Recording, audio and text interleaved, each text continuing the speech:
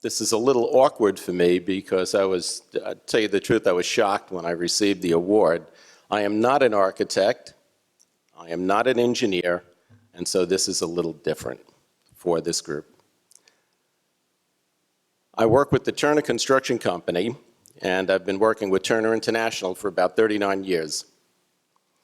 And when I think of the award, and while I take great personal pride in receiving the award, I mean, to me, it's really an award that is shared by a couple of thousand people who work for Turner and have worked for Turner International over the years. If we go back about 15 years, I was looking at a list of buildings, the 100 tallest buildings in the world as prepared by the Council on Tall Buildings, and I started to count up the number of buildings that Turner had either built or managed. And there were 19 of 100 buildings on there. And I thought, wow, you know, I know that our hallmark is in big buildings, but I didn't realize that it was almost 20% of the list. And since that time, we've added quite a few buildings. If there was a list of, as there is a list of 100, we don't have nearly that high percentage, but I will tell you that over the years, particularly internationally, we have participated in a number of tall buildings, not the least of which is Burj Khalifa, which I think we've talked about a couple of thousand times. Makes it no less important. Taipei 101, we've worked on what is the tallest building in Europe, Federation Tower. We've worked on the tallest building in Kuwait, the tallest building in Vietnam, and tall buildings in a number of communities around the world. And presently, we're working on a number of 50-story plus buildings in Southeast Asia, in the Middle East, and even here in New York, even in New York City, here domestically. But it's been a great run. For me, what I am not going to talk about today is I'm not going to talk about the services that we typically deliver. I'm not going to talk about construction management or project management and how we come in and we help to organize for the coordination of the design with the construction, and I'm not going to speak about pre-qualification of contractors and how that is critical to bring the right trades to a project if you're going to be successful. What struck me over the years working internationally is as projects grow in size and they grow in sophistication, some of our challenges are less technical and they're more commercial. By that I mean it's putting together the right program for a client. Outside of the United States, we're often sucked up in the development process, so we find ourselves upstream, where we're doing the kinds of things that a Tishman Speyer or Gerald Hines or so many of the great developers might do in the United States. But many of the countries we work in do not have the same history of project development that we do here. And so we find ourselves filling voids. So I thought I'd give an example to illustrate what we do and what I think many of us in this audience have participated in, maybe not as fully as we have, but it's something that I think we have to keep in mind when working for clients who don't have the same level of experience that we have in many of our traditional marketplaces. I think many people recognize Faisaliah Center, and for me it has a great story.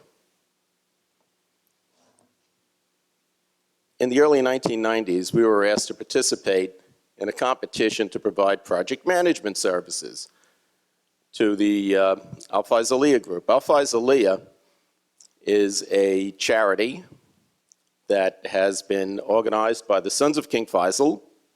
It is based in Riyadh, Saudi Arabia, and I think it's the largest charity giving money to various groups in the Middle East. And they do fantastic work, and it's a fantastic group. And I found myself working with a guy named Bandar al-Faisal, one of the grandsons of King Faisal. And I think many people will recognize the al-Faisal name, the al-Faisal family. After a couple of preliminary proposals that we had put in, I found myself sitting with Bandar, and we were very close to securing an assignment. But as I continued to quiz him on what he wanted to accomplish, he would tell me that, look, we're trying to make a name for the Faisaliah Foundation. We want to be a landmark facility here in Riyadh, and we want to generate cash for our charities. I thought to myself, okay. So I took a look at this program, and I took a look at the model. The program didn't make a lot of sense to me, and I asked him who generated the program. He said, we did it in-house. Nothing necessarily wrong with that if you have people who have the expertise to do something like that, to put a program together that you're going to put out to architects who are then going to design a project. Large and sophisticated project, investing $1 billion all told. He said, now come, let me show you the model. And I looked at a model, and he had gone to a world-class architect whom I will not name, so I'll just get myself in trouble. But if you find me later at night, you might be able to convince me to divulge. So I look at it, and I'm thinking, man, this, it just doesn't make sense. Now, what do? We're right on the cusp of signing a contract with this guy, and I'm going to tell him that his project makes no sense. So, I've been told that I'm kind of direct, and I think I was described as maddening by some of my superiors to my career. But I told him, I said, Prince Bandar, it doesn't work. I said, I don't believe the program. And your model, it's a mishmash of low-rise buildings over a 12-acre site, and it can't possibly serve your goals. And he said, tell me more, in so many words. And I said, and there is nothing that says Faisaliah. There is no signature building that will say to the community and say to the world, this is Faisaliah. And he kind of jumped up and down and said, this is what I was talking about, tell my staff this. And I think it's the first time, it probably went through his head in that model didn't represent what he wanted to accomplish, but he canceled, to his credit, he canceled the design, and he engaged us to do a proper market analysis and feasibility study. Now, we don't have the capabilities in-house. Remember, we come from a construction background, so we hired KPMG, Pete Malwick, and we teamed up with them to do an analysis that changed the elements of this program dramatically. We cut their office space in half. We added a major retail component to it. We changed the configuration of the apartments. We really turned it upside down, and it was all with an eye towards the money that they had available to spend and the return on investment they needed to achieve in order to support this program and generate funds for their charity. At about that point, they went out separately, which was fine, and they hired Sir Norman Foster, to do the design. And you can see the result. This is a signature building. For anyone who travels to the Middle East, anyone who has been to Riyadh, this stands out on the skyline, and when you see it, you know what you think? Faisaliah. This is the Faisaliah Foundation. So they have their signature building.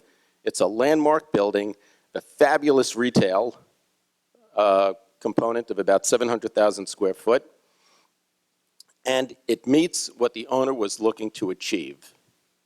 So we'll go out and we'll work on many projects, and we'll have many fancy designs, and we do some great engineering, but I think we all have a responsibility to go back and ensure that what we're giving the owner is something that will meet his basic requirements by way of program, by way of the money that he wants to spend. We've seen too many people fly off and propose jobs, more from the gut than from anything that is serious. This is a part of what we do as Turner International, and it's probably a little bit unusual for a company that grows up through the construction industry.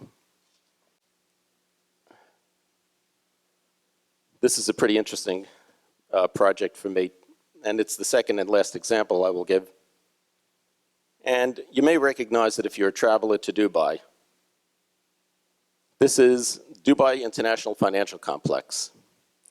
And the same thing, we were in the running for a project management assignment, and we succeeded on the basis of not what we had proposed for this particular project, but the experience that we had in doing large, very sophisticated buildings and in reasonable periods of time. We sit down with the DIFC, and they said, congratulations, You're the successful candidate. Now we need to begin work immediately. To me, begin work was to begin the master planning, to consider architects, to do soil studies. They said, no, no, no, no. You have to start construction. Why? Because Sheikh Mohammed said, I want it started now. You're thinking, okay, now we have I think it's a 48-acre site. It's a huge site. And all the way at the top, where you see the circle, you can see the gate building. So we sat down with Gensler, who did a fabulous job, and we thought, okay, we have to give the client what he's looking for. So let's start with a building at the front end of the project that doesn't interfere with any of the master planning that we want to do through the rest of the program. We'll start the gate building. So for a while we were doing designs and continuing to consider how this overall program wants to come into place, we put up a site fence that shows progress, right? You put a fence around the site, and then we started moving dirt. And one day we'd move it from one side to the other, and then the next day we'd move it back again. But, to the untrained eye, as you're going by the job and you see a bunch of bulldozers moving dirt around, you think, aha, the job has started. Of course, we were just moving sand. So it got to the point where Sheikh Mohammed was looking for something to come out of the ground, and we had to get serious. And we built the gate building, and it is a fabulous building. I don't want to sound like Donald Trump. It's a great building, and they paid for it. We built the building, and we put it where it would provide us with the greatest flexibility to master plan the remainder of the site. And we did that. You'll see on this particular photo or representation a number of different colors. Not only did we build out the gate building with Gensler, we built out supporting facilities around it for some of the minimal residential, retail, and other support services. And then we broke the project up into some 15 different parcels. Some of those parcels were to be developed by DIFC in partnership with other companies. Some of those parcels were to be bid out to subdevelopers and allow them to use their money to develop it as we put in the infrastructure. We did more than that. We put together a development plan. We were quite specific as to what we wanted to see on those parcels, and we were quite specific about the level of contractor that they could bring in. We were quite specific about the rules for safety. We were quite specific on a lot of the rules that determine not just what you do, but how you do it. And to get to my last point, it's really, in my life and my career, it's not just what you do, but it's also how you do it. This is stealing a line from a Beatles song for any of you guys who know the Beatles, group from England. As we go through our life, we have a lot of opportunities to work in many places. This morning I was asked a question in an interview, and the question was, how do you justify working in places where there's so many violations of workers' human rights? I mean, should you be there? Should you be a participant in this? And my answer is, well, it's not just what we do in terms of building out in some of the locales that have terrible records on worker rights, but it's how we do it. And how we do it is that we work with our clients to find contractors who have reasonably good records on worker rights. We specify in our conditions of contract the type of camps that they have to put together for the workers. We go out, we inspect worker camps from time to time, but we fight hard to make our job a little bit different. So it's not what you do in building the Burj Khalifa, but how you do it in the protection of human rights for the workers who come onto that site. More than that, it's the safety. We have a company that sends our regional safety experts from the United States to visit every site we work on yearly. That's beyond the safety engineers that we have on every program we undertake. It's an eye toward safety, which is a human right. We have a great deal of staff working for us around the world, and we take great pride in hiring on the basis of capability. We show no prejudice to where you're from, to what your religion is, to what your sex is. we try extremely hard, and I think we do a pretty good job in training local staff, locally hired staff, and educating and providing opportunities for them so that they can grow as our company grows. And it's not just paying lip service to it, but we have many staff that have been with us for 20, 25 years in a number of locales where we've been doing business who really do run our work. I was in Vietnam for the opening of our office a couple of years ago, and I was asked the question, what would make you prouder than tonight? And I said, what would make me real proud is when we have our next office opening, or we're celebrating the completion of the next tallest building in Vietnam. If the person who is leading this discussion, leading this ceremony, is a Vietnamese who has worked with us for 10, 15 years, who is Turner. Turner isn't necessarily someone who comes from the United States or from one of the Western countries. Turner is a company that is of all peoples, and if nothing else, over the 39 plus years that I've been with the company, it's something that this company has espoused and something that I have been committed to. Work needs to be a lot of fun, and it also needs to be something where you feel good about leaving something behind in the community in which you work. For us, I think the measure is whenever we finish a project, that community needs to be something better than it was when we first arrived. And that's what we strive to do. So with my apologies to John Lennon and Paul McCartney, it's not necessarily what you do, but it's also how you do it. I thank the council. I thank everybody here. Peace.